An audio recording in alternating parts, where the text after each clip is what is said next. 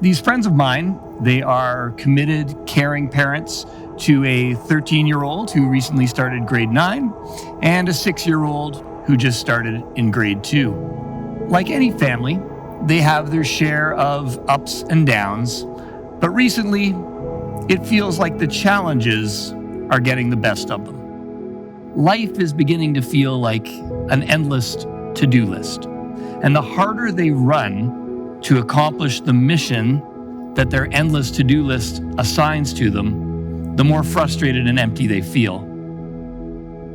Still hungry for purpose, they decide to check out the bridge the following weekend.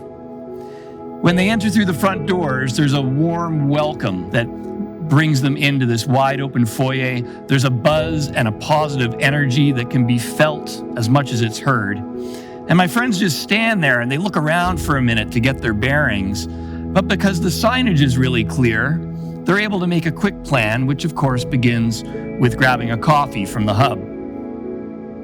So coffee in hand, they head to a vibrantly colored double doorway that marks the entrance of Kids Zone. And they're greeted by a bubbly pair of teenage volunteers who've clearly done this before. And it creates a sense of confidence that their 6-year-old is in good hands and is probably going to have more fun than they will this morning.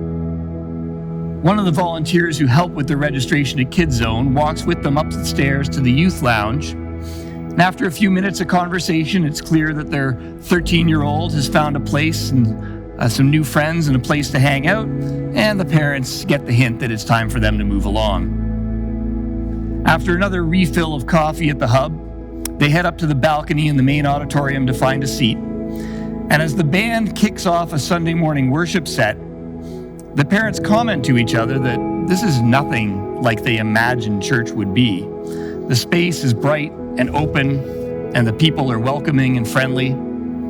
It's almost like they've been expecting us. And in that moment, these friends of mine begin to suspect that they found a place to belong and a place to discover their purpose. Now, here's the special thing about these friends. I haven't met them yet. They haven't discovered the bridge yet. But rest assured that sometime in the next few years, they will arrive. And they will be blessed by the ministry that happens in our new facility. And if parts of this story sound a bit familiar, it's because they are. It's my story. It's your story.